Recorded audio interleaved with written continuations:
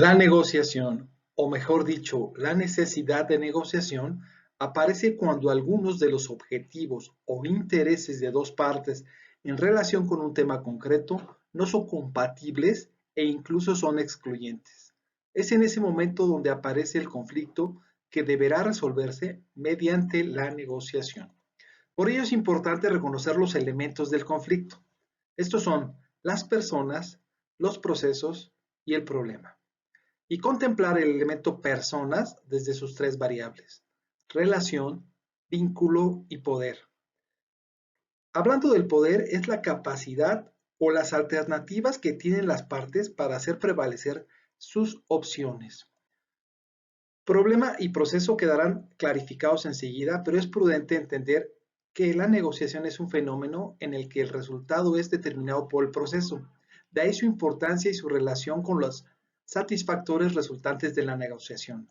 Estos son los satisfactores psicológicos, que quiere decir que las personas, al terminar la negociación, al terminar la resolución del conflicto, sientan que están a gusto con la resolución, que haya una satisfacción sobre el procedimiento, sobre la forma en cómo se llegó a la solución, y que haya un grado de satisfacción, desde luego, elevado sobre la solución misma.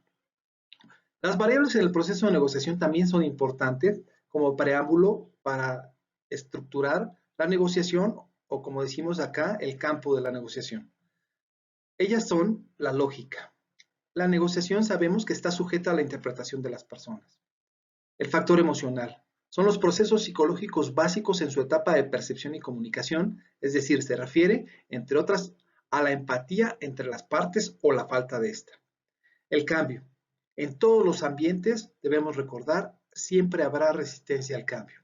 Los mínimos y los máximos. Siempre se debe tener un piso y un techo para la negociación.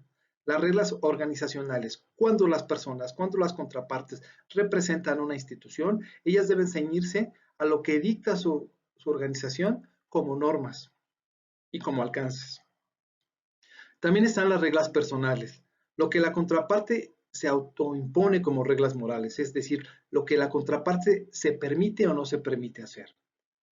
Y están las reglas de los países o las reglas culturales. Cada país, cada región tiene sus propias costumbres y sus comportamientos, y estos influyen en el proceso de negociación.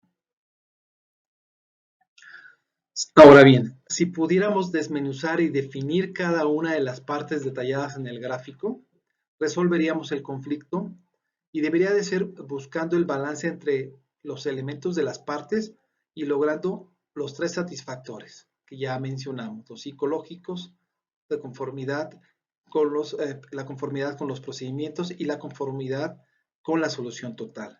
Aquí podemos describir el conflicto, la estructura del conflicto, como ya dijimos, basada en las personas, en el proceso y en el problema. Y si repasamos las personas, sabremos que estamos hablando que gente maneja sus sentimientos, su autoestima, sus necesidades, sus intereses, sus valores y su poder.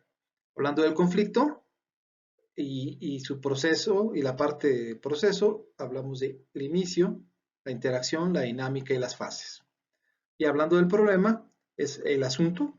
Recordemos que cada parte verá el asunto con su propio enfoque, sus propios intereses, sus propios objetivos, y propondrá sus propias soluciones o las soluciones que le sean favorables. De ahí la necesidad de la interacción.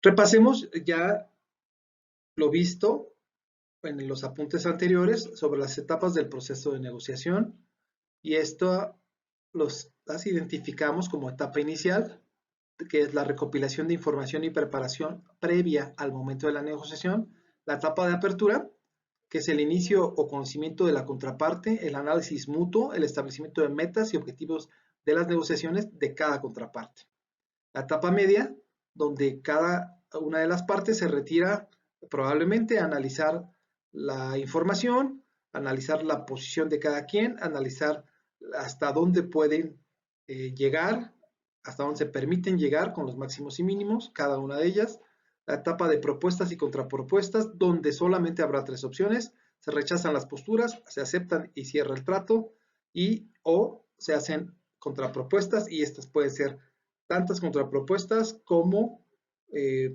sean posibles para balancear la ecuación de la negociación. La etapa de acuerdos es cuando ya se llegó al acuerdo, donde ambas partes deben de estar satisfechas, se deben aceptar las condiciones de ambas partes y se cierran los acuerdos. Y la etapa de seguimiento, que se debe confirmar que los acuerdos se respeten y los términos se cumplan y se garantice la satisfacción.